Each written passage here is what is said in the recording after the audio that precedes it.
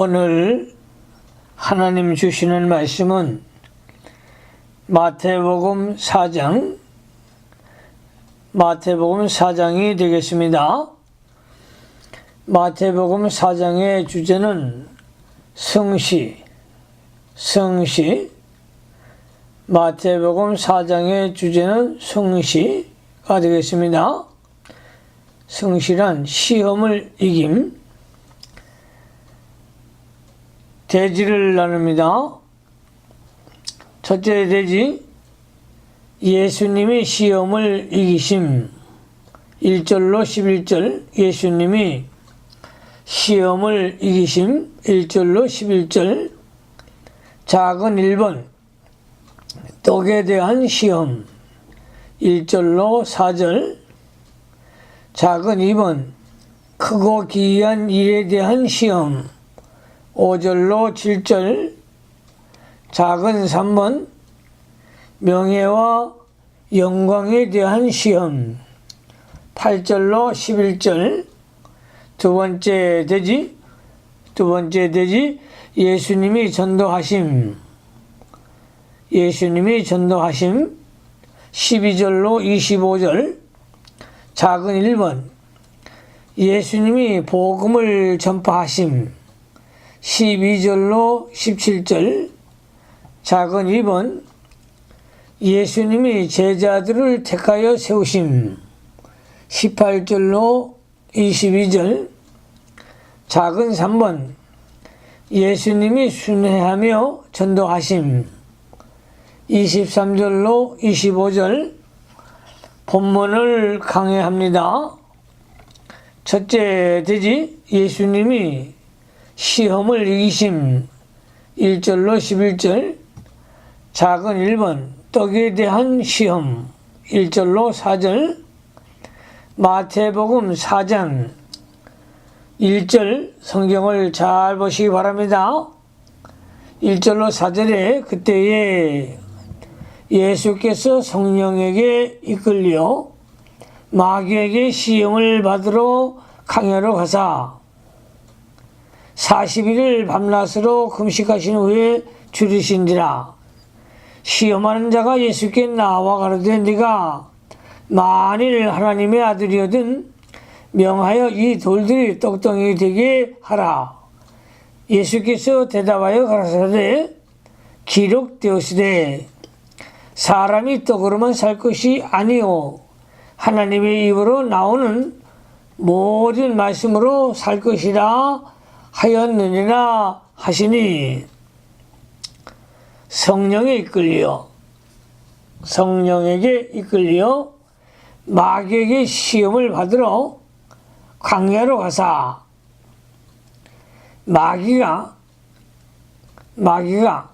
예수님께 와서 돌로 떡이 되게 하라는 시험을 한 것은 예수님께서 40일 금식 기도를 한 후였습니다.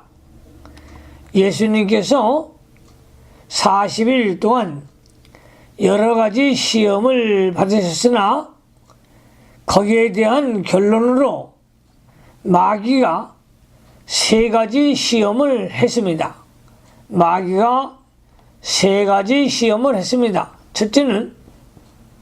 첫째 시험은 돌로 떡덩이가 되게 하여 먹으라는 것이었습니다. 마가복음 1장 12절로 13절에 성령이 곧 예수를 광야로 몰아내신지라.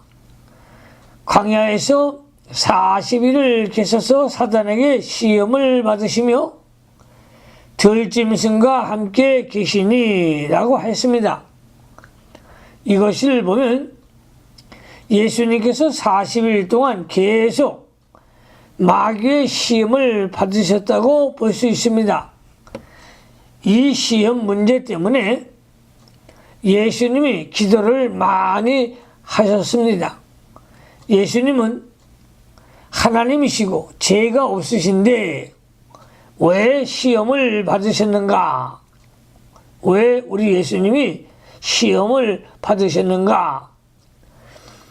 예수님이 시험을 받으신 이유는 우리의 연약함을 채울하시고 우리를 대신하여 이겨주시기 위한 것이었습니다. 예수님은 하나님의 아들이시지만 인성을 입으셨기 때문에 우리와 똑같이 시험을 받으나 죄는 없으신 분이십니다. 히브리서 4장 15절을 참조하시기 바랍니다. 예수님은 인성을 입으셨기 때문에 연단을 받기 위해서 마귀의 시험을 이기셔야 했습니다. 예수님이 시험을 이기기 위해서 고요하고 한적한 광야에 나가서 하나님 앞에 깊은 기도를 하셨습니다. 하나님이 주신 말씀을 바로 깨닫고 하나님이 주시는 권능을 힘입었기 때문에 이길 수가 있었습니다. 예수님은 깊은 기도를 하기 위하여 광야로 가신 것입니다. 예수님께서 시험 맞는 기간 동안 여러 가지 들짐승이 많이 왔으나 하나님이 머리털 하나 상하지 않도록 보호해 주시고 모든 시험을 이길 수 있도록 하여 주셨습니다. 예수님이 성령에 이끌려 광야로 나가셨고 성령께서 기도를 하게 하셨습니다. 예수님은 성령께서 주시는 힘과 하나님 말씀으로 모든 시험을 이기셨습니다. 오늘날 우리 성도가 시험을 받을 때에도 광야 생활을 통과해야 합니다. 광야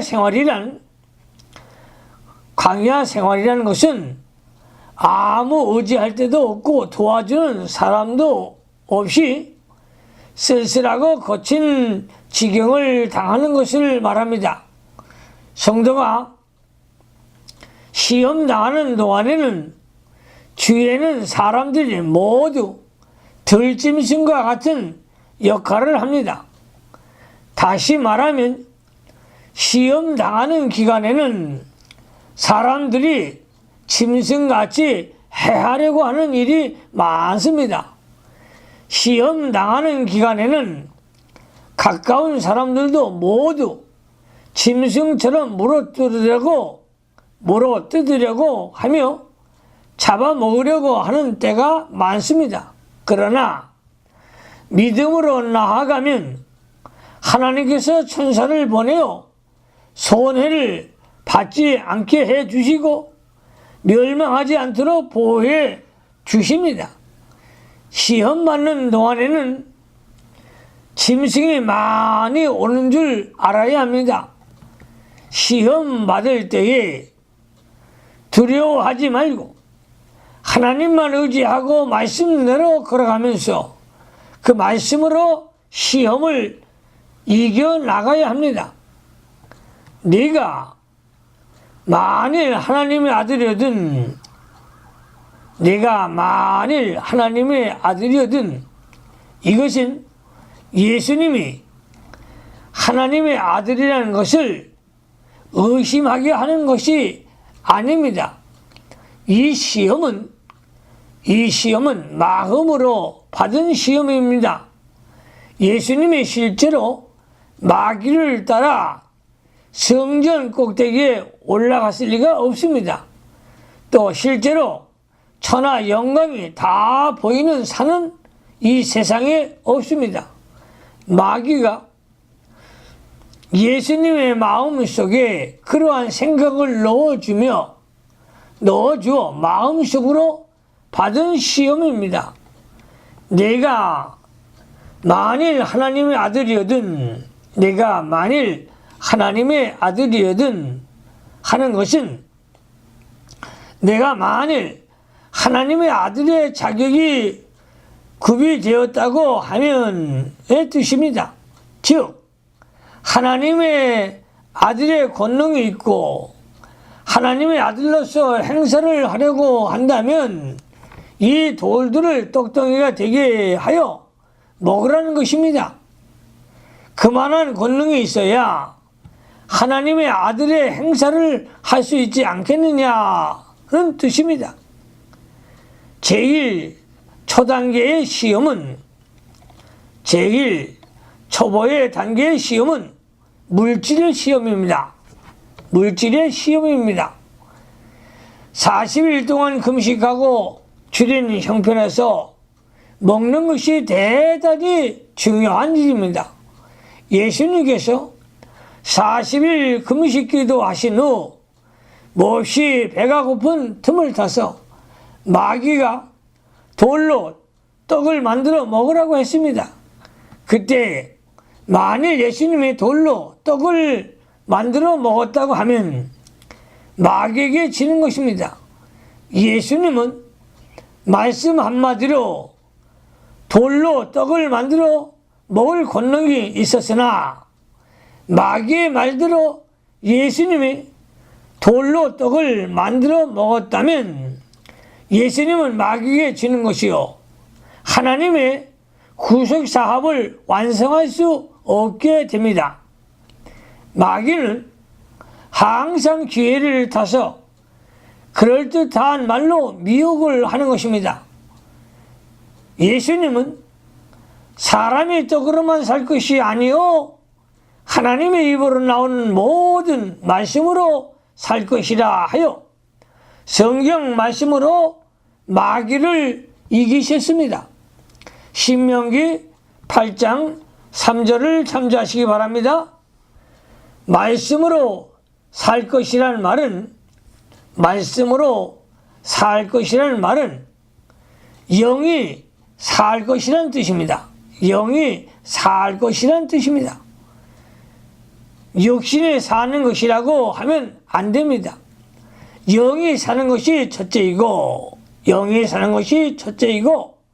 그 다음에 육신도 살 것입니다. 영이 살아 있으면 육신이 죽는다고 해도 실상은 죽지 않는 것입니다. 그러나 육신이 살아 있어도 영이 살지 못하면 실상은 죽은 것입니다.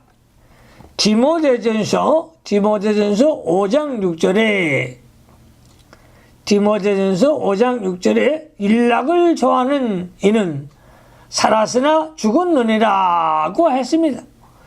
육신은 살았으나 심령은 죽었다는 뜻입니다. 예수님이 죽어있는 라사로를 죽은 것이 아니라 잔다고 하셨습니다. 요한복음 11장 11절을 참조하시기 바랍니다. 영이 산 사람은 육신이 죽었더라도 죽은 것이 아니라 잠자는 상태에 있는 것입니다. 영이 살아서 날마다 생명의 길을 걸어가지 못하면 아무리 세상에서 잘되고 육신이 건강하다고 해도 벌써 죽은 것이고 실패한 것입니다. 교역자도 자기 영이 살아서 생명의 길을 걸어가지 못하면 외부적으로 아무리 교회가 잘 되어 나간다 해도 벌써 실패한 자이고 마침내 하나님께 버림을 당하고 맙니다. 고린도전서 9장 27절 참조하시기 바랍니다. 야고보서 4장 16절에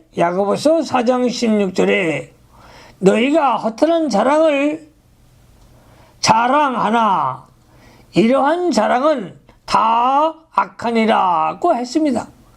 믿음을 지키지 않으면서 세상의 것이 성공되었다고 해서 그것을 자랑하는 것은 다 헛된 것이고 악한 것이라는 뜻입니다.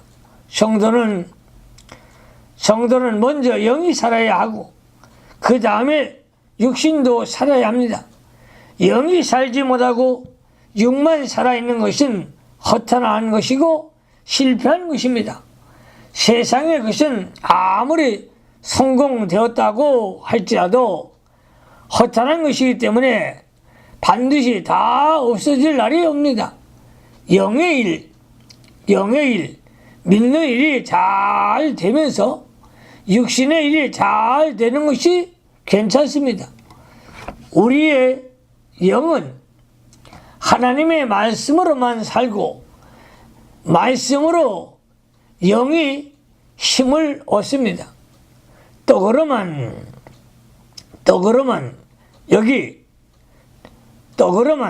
여기 만자가 왜 들어갔는가? 영혼은 말씀으로 살고 육신은 떡으로 살기 때문에 만자를 붙였다고 생각하는 사람이 있으나 그것은 잘못된 것입니다. 그렇다면 말씀과 떡 둘 다 있어야 산다는 말이 되어 성경에 맞지 않습니다. 마태복음 6장 24절에 한 사람이 두 주인을 섬기지 못할 것이니 너희가 하나님과 재물을 겸하여 섬기지 못하느니라고 하였습니다.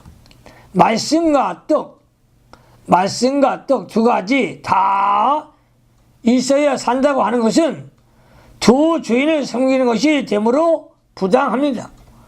누가복음 10장 41절로 42절에 누가복음 10장 41절로 42절에 너희가 많은 일로 염려하고 근심하나 그러나 몇 가지만 하든지 혹 한 가지만이라도 족하니라고 했습니다. 인간 생활에 필요 불가결한 것은 몇 가지밖에 없고 오로지 필요한 것은 말씀 하나만이라는 뜻입니다. 사람이 사는 데는 말씀 하나만 있으면 됩니다. 말씀 하나만 있으면 영과 육신이 다 살게 되는 것입니다. 또 그러면 하는 만자가 들어간 것은 떡을 부인하지 않는 태도입니다. 사람이 사는 것이 말씀에만 있으며 말씀만 붙들고 사는 사람에게 하나님께서 떡도 주신다는 뜻이 포함되어 있습니다. 영과 육이 사는 것은 말씀에만 있습니다. 말씀만 붙들고 있으면 하나님이 영을 살리시고 떡도 덤으로 주어서 육신도 살리십니다. 하나님께서 사람을 창조하실 때에 영을 먼저 창조하시고 다음에 육신을 만드셨습니다. 사람을 먼저 만들고 다음에 사람이 거할 집을 짓는 것과 마찬가지입니다. 영이 먼저 영의 양식 말씀을 먹고 살게 되면 육신의 양식도 하나님께서 주십니다. 마태복음 6장 33절로 34절에 먼저 그의 나라와 그의 의를 구하라. 그리하면 이 모든 것을 너에게 더하시리라고 하였습니다. 이 모든 것은 육신에 필요한 것들인데 그 나라와 그의 의를 구하는 자에게 하나님이 더해 주신다고 하였습니다. 말씀만 붙들고 하나님의 말씀만 붙들고 나아가면 하나님께서 떡을 주셔서 육신도 살릴 것을 믿어야 합니다. 그러나 말씀,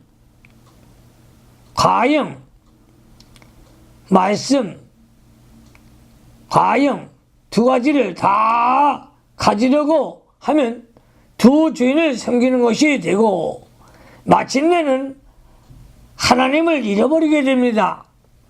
하나님 말씀만 붙들고 살면 하나님이 기뻐하셔서 영혼도 살려주시고 육신에 필요한 것도 모두 주십니다.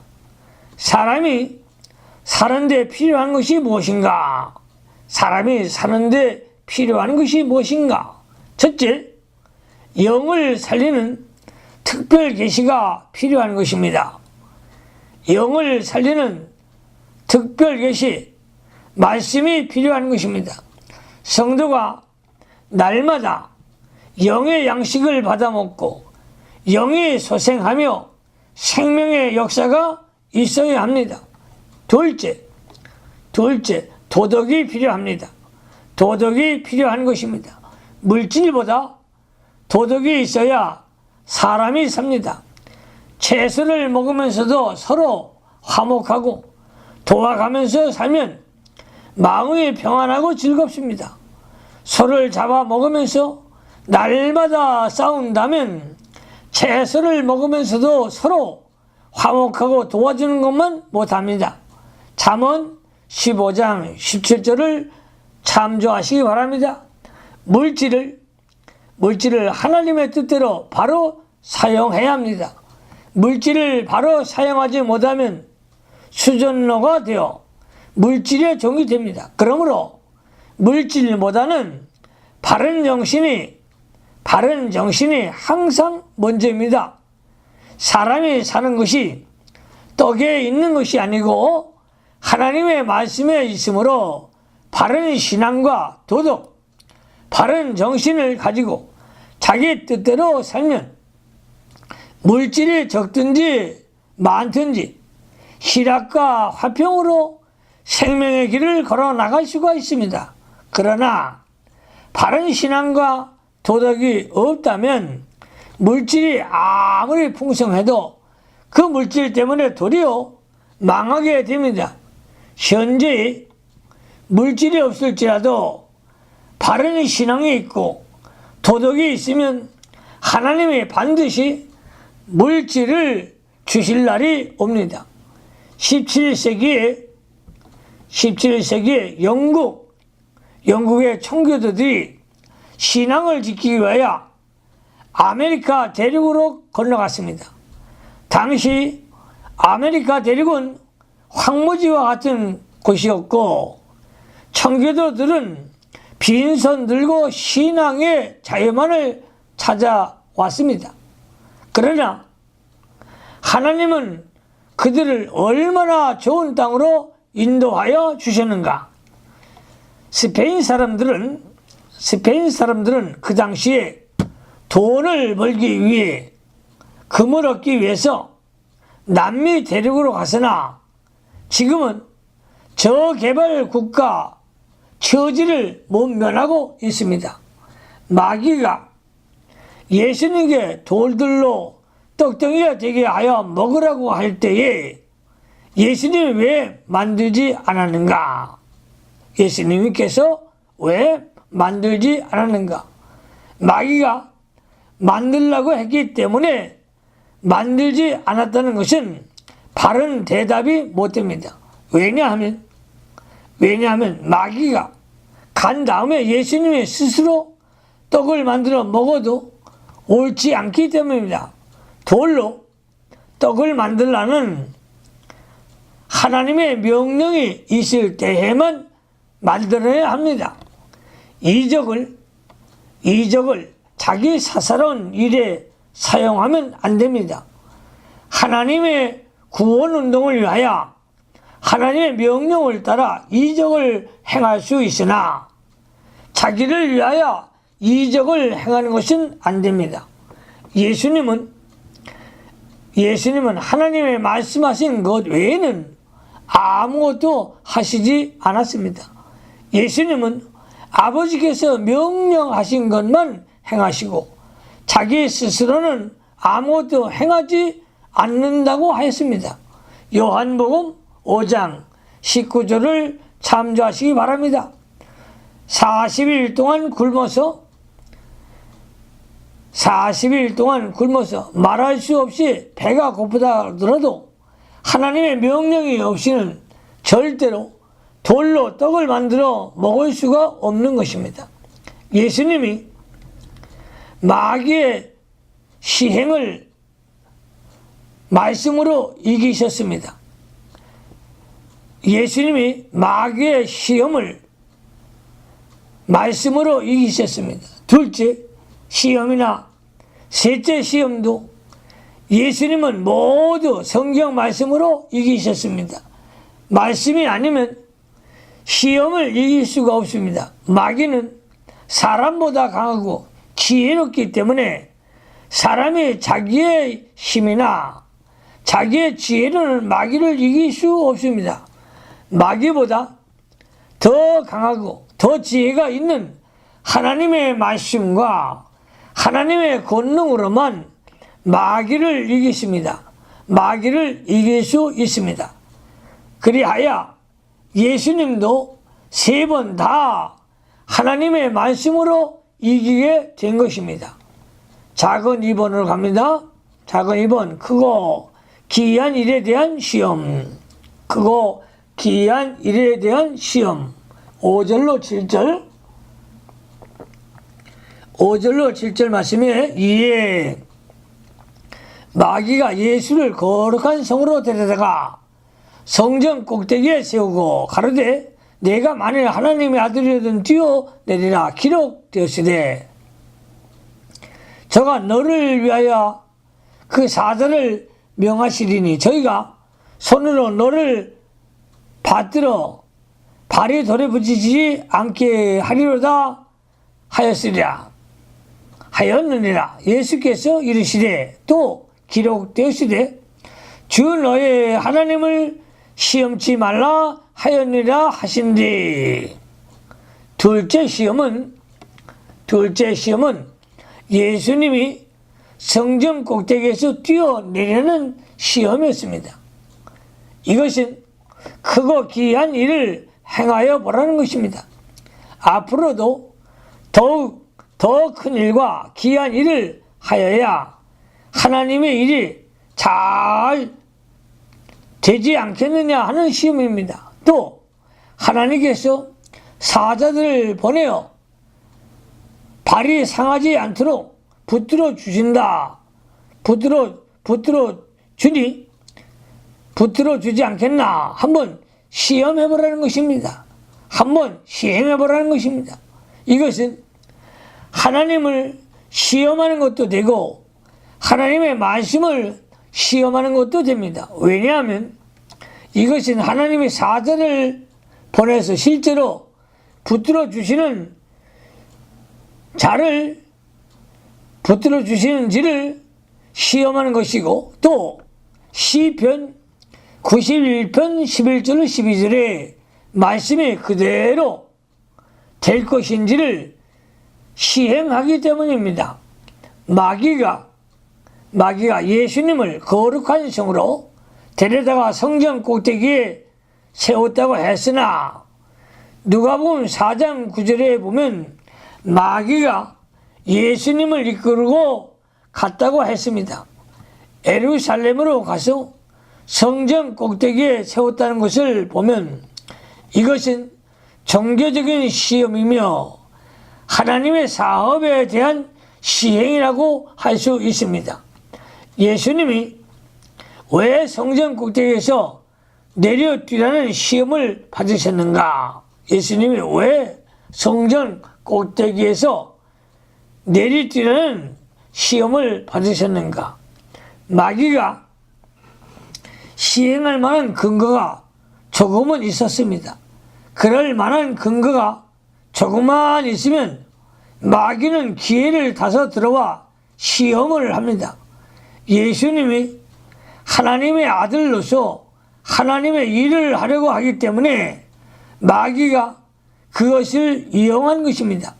네가 하나님의 아들로서 하나님의 구속 사업을 하려면 무슨 비상한 역사가 있어야 되지 않겠느냐는 것입니다.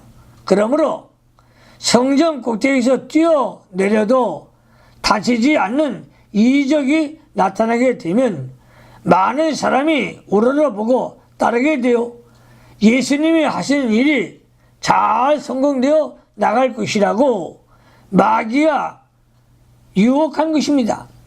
성전 꼭대기에서 뛰어내려 많은 사람에게 큰 인기를 얻어 갑자기 큰 일을 하라는 것입니다.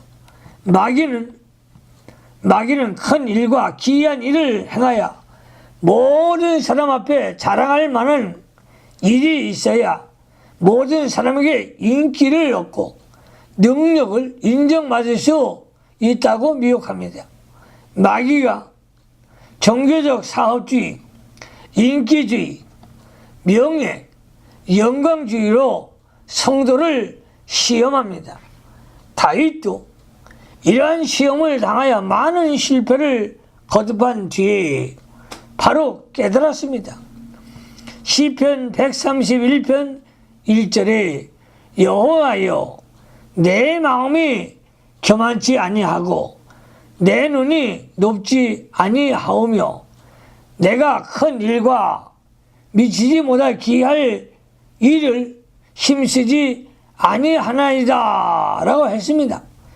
성전 꼭대기에서 내리뜨면 하나님께서 그 사자를 보내어 발에 부딪히지 않게 붙들어 주실 것이라고 시편 91편 11절로 12절에 성경 말씀을 이용하여 미혹하였습니다. 마귀는 성경 말씀을 교묘하게 악용하여 사람을 미혹하는 것입니다. 자기의 명예나 인기가 자랑을 인하여 성경을 이용하는 것은 악한 일입니다. 하나님의 일은 하나님이 시키는 대로만 해야 합니다. 하나님의 일을 자기의 뜻과 자기의 힘으로 하려고 성경을 악용하면 안 됩니다. 시편 91편 11절로 12절에 있는 말씀의 원뜻은 믿음으로 하나님을 순종하여 말씀대로 걸어갈 때에 위태한 일을 만나게 되면 하나님께서 그의 천사를 보내어 붙들어 주신다는 뜻입니다. 그러나 자기의 뜻대로 나아가면 자기의 명예와 사업주의를 위하여 모험심으로 말씀을 이용하면 믿음이 아니기 때문에 하나님께서 붙들어 주지 않습니다. 성경대로 한다고 해도 성경대로 바로 알고 성경의 바른 뜻대로 하여야 합니다. 성경의 바른 뜻을 깨달아 그 뜻대로 하지 아니하면 성경대로 한 것이 아니기 때문에 하나님의 역사가 없고 하나님의 권고가 떠납니다. 마귀는 성경을 제멋대로 이용하여 사람들을 미혹시킵니다. 성경을 말한다고 해서 모두 다 성경을 바로 말하는 것이 아닙니다. 마귀가 성도를 넘어뜨리려고 성경을 이용하는 수가 많습니다. 마귀가 악랄하게 성경을 가지고 예수님을 시험할 때에 예수님이 또 기록하였으되라고 했습니다. 이것은 성경 다른 것도 상고하여 원리대로 해야 된다는 뜻입니다. 성경의 일면만 말하여 다른 면에 어긋나게 적용하는 것은 마귀의 시험입니다. 그러므로 성경의 다른 곳에서는 무엇이라고 말하였는가를 찾아보아야 합니다. 한 면에만 치우치지 말고 성경 전체에 맞는 성경의 본 뜻을 깨달아 하나님을 위하여 그 뜻대로 이루어 드려야 합니다. 바리새인의 고르반 사상도 그 한 면만을 맞는 것입니다. 또 이단설을 주장하는 사람들도 성경 말씀을 근거하여 주장합니다. 예를 들어서 영혼이 없다고 주장하는 여호와 증인도 성경 외에서 근거를 대고 주장합니다. 주의를 거룩하게 지키지 않고 물건을 사고 파는 행인의 가르침을 거침없이 하는 사람들도 예수님의 제자들이 안식일에 밀 이삭을 잘라 먹었다고 하면서 성경을 갖다 댑니다. 그러나 주일에 일하는 것은 분명한 죄입니다. 그들은 성경을 내버리고 믿는 자들입니다. 마귀는 성경을 비뚤어지게 이용하여 미혹시키는 고등술법을 사용합니다. 일제 때에 신사참배를 하면서도 성경대로 한다고 했습니다. 권세는 하나님께로 나지 않는 것이 없다니 권세를 복종하는 자는 하나님의 복종하는 것이라고 하여 로마서 13장 1절을 말씀을 이용하였습니다. 그럴 땐 신비주의자들도 고린도전서 12장의 9가지 은사 가운데 제일 작은 것이 방언인데 제일 작은 것도 못하는 자가 어떻게 큰 것을 하겠냐 하면서 방언을 못하는 자는 성령을 못 받은 자고 구원을 받지 못한다고 주장합니다. 그러나 이러한 것들은 성경의 본뜻에 맞지 않습니다. 고린도전서 12장 30절에 다 방언을 말하겠느냐고 하는 것은 교인이 모두 다 방언을 할 수 없다는 말입니다. 고린도전서 14장 23절에 온 교회가 함께 모여 다 방언으로 말하면 무식한 자들이나 믿지 아니하는 자들이 들어와서 너희를 미쳤다 하지 아니하겠느냐고 했습니다. 마귀의 세력이 성경을 잘못 해석하여 사람을 미혹시킬 때 또 가라사대라고 말해야 합니다. 다른 성경에도 또 무엇이라고 말했는가? 성경 해석은 성경 전체 원리에 맞아야 합니다. 한 성경만 가지고 자기 마음대로 해석하면 성경의 본뜻에서 이탈됩니다. 이단들은 대개 여기서 한 성구 저기서 한 성구씩 뽑아서 자기들 생각대로 해석하여 자기들의 교리를 세워놓고도 성경대로 한다고 하며 사람들을 미혹합니다. 하나님을 시험하지 말라 하였느니라. 하나님을 시험하지 말라 하였느니라. 하나님을 시험하는 것은 죄입니다. 하나님을 시험하는 것은 죄입니다. 고린도전서 10장 1절로 10절에 보면 이스라엘 백성 60만 명이 네 가지 죄로 인하여 광야에 쓰러지게 되었습니다. 네 가지 죄란 이스라엘 백성들의 네 가지 죄란 첫째, 우상 숭배의 죄입니다. 우상 숭배의 죄. 두 번째, 간음한 죄. 세 번째, 하나님을 시험한 죄. 네 번째, 원망한 죄였습니다. 그 중에 제일 많이 죽게 한 죄가 하나님을 시험한 죄입니다. 하나님을 시험하면 하나님의 심판을 받게 됩니다. 그러므로 하나님을 시험하는 자가 되지 말고 말씀을 붙들고 순종하며 사는 자들이 되시기를 주님의 이름으로 축원합니다. 하나님을 시험하는 것은 큰 죄가 됩니다. 하나님께서 말씀대로 발에 돌에 부딪히지 않도록 해주겠다고 하고 말씀을 의심하는 것은 하나님을 시험하는 죄입니다. 성경 말씀에 된다고 하시면 되는 줄로 믿어야 합니다. 되는지 안 되는지 한번 시험해 보겠다고 하면 하나님을 시험하는 것입니다.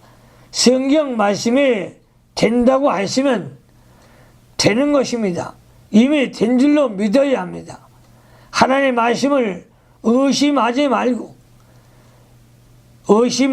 믿기만 하면 하나님의 축복의 역사가 임하는 줄로 믿으시기를 바랍니다.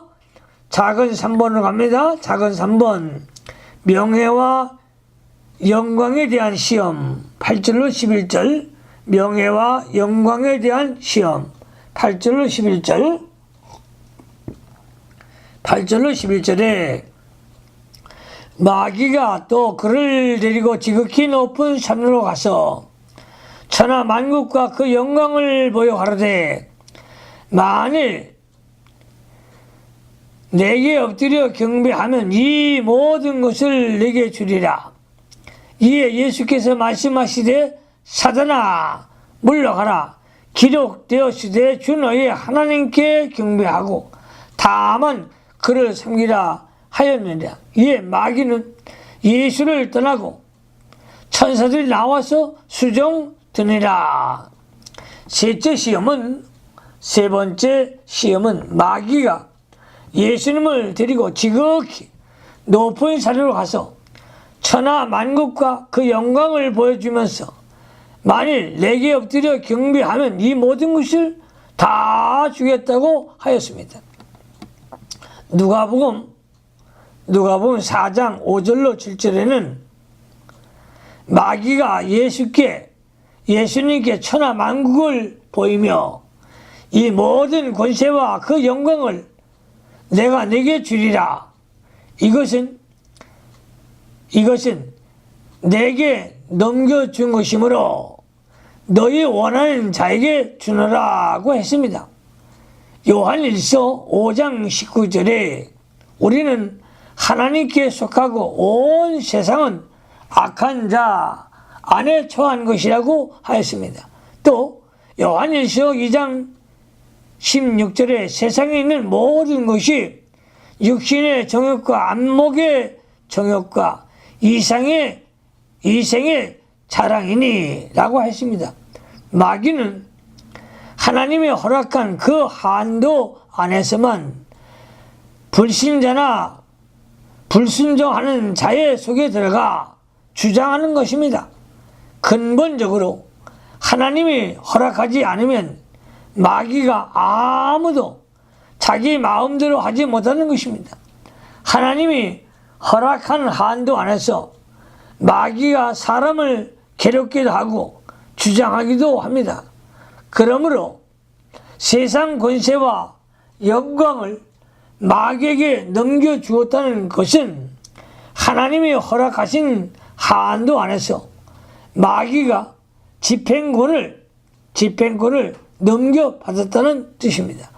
근본적으로는 하나님의 주권을 벗어날 수가 없습니다. 하나님이 허락하지 않으면 마귀가 꼼짝하지 못합니다. 마귀에게 엎드려 경배하라고 할 때에 예수님께서 주 하나님께 경배하고 다만 그를 섬기라. 주 너희 하나님께 경배하고 다만 그를 섬기라고 하셨습니다. 마귀가 자기에게 절을 한 번만 하면 천하 만국과 그 영광을 다 주겠다고 예수님에게 말했습니다. 신앙을 양보하는 것과 말씀을 양보하는 것과 신앙 양심을 양보하는 것은 옳은 것을 양보하는 것은 다 마귀에게 절하는 것입니다. 하나님의 말씀과 선한 양심을 어기면 세상에서 일시적으로는 좋은 것을 얻을 수 있습니다. 그러나 그것은 마귀에게 절하고 얻은 것이요 허탄하고 악한 것이 되는 것입니다. 우리 예수님을 따라가려면 자기의 명예와 영광심을 버리고 모든 물질이나 권세도 포기해야 합니다. 마귀가 하나님의 말씀을 택하든지 천하 만국과 그 영광을 택하든지 두 가지 가운데 하나를 택하라는 것입니다. 말씀을 내어놓으면 세상 영광을 가질 수 있으나 말씀을 택하면 세상 영광을 다 내어놓아야 합니다. 오늘날 마귀가 천하 만국과 그 모든 영광을 준다고 할 때 그것을 버리고 믿음을 지키는 성도가 과연 얼마나 될까? 마귀는 예수를 믿되 성경을 조금 양보하며 천하 만국과 그 영광을, 그 모든 영광을 얻으라고 합니다. 마귀는 또 저를 여러 번 하라고 요구하지 않고 단 한 번만 절하면 모든 영광을 다 준다고 합니다. 성도가 한 번 마귀에게 절하여 천하 영광을 얻어 놓은 다음에 믿는 일을 잘하면 어떠할까? 그것은 안 됩니다. 왜냐하면 한 번 마귀에게 절하면 믿음을 팔아먹는 것, 예수를 팔아먹는 것이 되기 때문입니다. 신앙을 팔아먹은 다음에는 믿는 일이 되지 않습니다. 믿음을 다시 찾으려면 허리라도 남김없이 다 하나님 앞에 회개를 해야 합니다. 마태복음 5장 26절을 참조하시기 바랍니다. 한 성구를 팔아먹은 다음에는 다른 것을 아무리 잘해도 믿는 일이 잘 되지 않습니다. 신앙을 회복하려면 먼저 팔아먹은 그것을 물어내야 합니다. 물어낸다는 말은 회개하는 것이죠. 하나님 앞에 통회하며 자복하며 회개해야 합니다. 잘못된 것을 절저하게 회개하고 하나님 앞에 나가야 합니다. 주 너의 하나님께 경배하고 주 너의 하나님께 경배하고 다만 그를 섬기라. 다만 그를 섬기라. 다만은 다른 것은 다 내어버리고 하나님만 섬기라는 뜻입니다. 다만 하나님의 말씀만 붙잡아 가지고 다른 것은 붙잡지 말라는 뜻입니다. 오로지 하나님께 경배하는 그러한 믿음의 성도들이 되시기를 예수님의 이름으로 축원합니다. 하나님을 버리지 말고 하나님 앞에 말씀을 붙들고 승리하는 종들이 되시기를 주님의 이름으로 축원합니다. 두 번째 대지로 갑니다. 예수님이 전도하심 12절로 25절.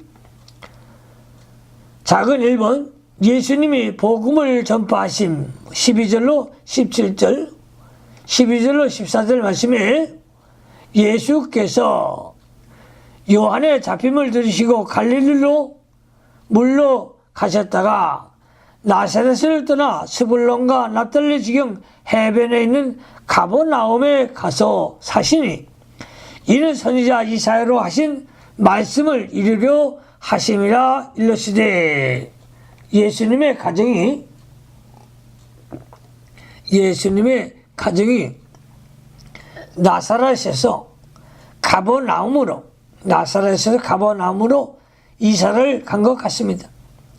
이것도 선지자 이사야의 예언대로 이루어진 것입니다. 이사야 9장 1절로 2절을 참조하시기 바랍니다.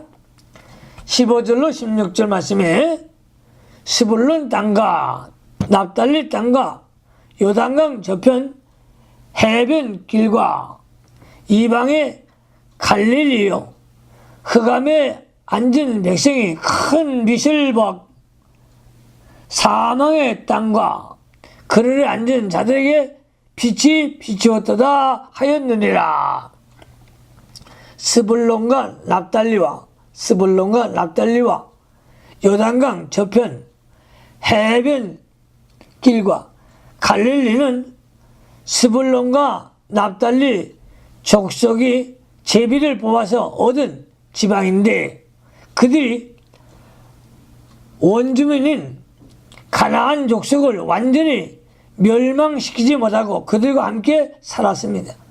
또 이 지방은 유대 북방에 있어서 열방의 침략을 받아 많은 사람이 포로로 잡혀갔고 이방인들이 많이 그곳에 정주하여 혼합되었습니다. 그러므로 그 지방을 이방이라고 부르기도 하였습니다. 거기에 사는 사람들은 빛을 모르고 흑암에 사는 백성이었으나 예수님이 그곳에 이사하여 사심으로 큰 빛을 보게 되었습니다. 사망과 흑암의 땅에 기독교가 들어가면 하나님의 빛이 비추어져 나가는 것입니다. 그리하여 그 땅이 밝아지고 아름다워지고 하나님의 빛과 생명의 빛이 비추게 됩니다. 교역자가 하나님의 복음을 들고 그늘진 땅에 들어가면 그 땅이 밝아지고 사망의 땅에 들어가면 그 땅이 생명이 살게 됩니다. 죄만 짓고 우상을 섬기면서 흑암 속에 앉아있는 백성들에게 복음을 전하여 주면 하나님의 빛이 비추어 나갑니다. 하나님의 빛을 받은 성도가 사망과 흑암에 앉아있는 사람에게 빛을 비출 책임이 있습니다. 17절 말씀으로 갑니다. 17절 말씀에 이때부터 예수께서 비로소 전파하여 가라사대 회개하라 천국이 가까워왔느니라 하시더라. 예수님이 천국 운동을 하시기 위해서 오셨고 그 천국 운동이 시작되었으니 회개하고 거기에 참여하라는 것입니다. 천국은 복음을 가리키고 하나님의 구원의 역사를 가리킵니다. 천국은 복음을 가리키고 하나님의 구원의 역사를 가리킵니다. 작은 2번으로 갑니다. 작은 2번 예수님이 제자들을 택하여 세우심 18절로 22절 20절 말씀에 갈릴리 해변에 다니시다가 두 형제가 곧 베드로라 하는 시몬과 그 형제 안드레가 바다에 그물을 던지는 것을 보시니 저희는 어부라 말씀하시되 나를 따라오너라 내가 너희로 사람을 낚는 어부가 되게 하리라 하시니 저희가 곧 그물을 버려두고 예수를 쫓으니라. 요한복음 1장 35절로 42절에 있는 사건이 본문의 사건보다 먼저인 것 같습니다. 요한복음 1장 35절의 두 제자는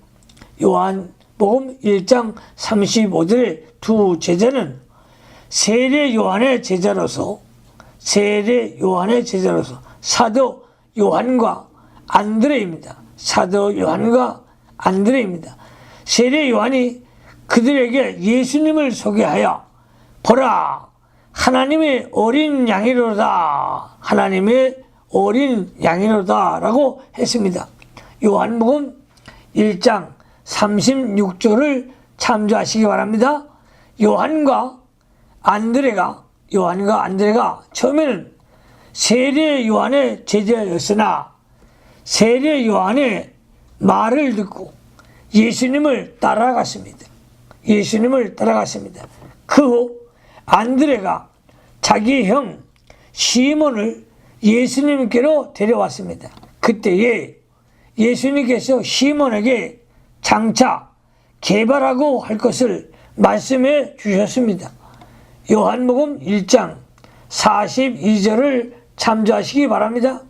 시몬이 그 후에 다시 고기를 잡으러 가는데 아직은 예수님의 제자가 되지 않은 것 같습니다. 그때에 예수님이 갈릴리 해변에 오셔서 베드로와 그의 형제 안드레가 바다에서 그물을 던지는 것을 보시고 나를 따라오너라. 나를 따라오너라. 내가 너희로 사람을 낚는 어부가 되게 하리라. 내가 너희로 사람을 낚는 어부가 되게 하리라고 말씀하신 것입니다. 누가복음 5장 1절로 11절을 참조하시기 바랍니다.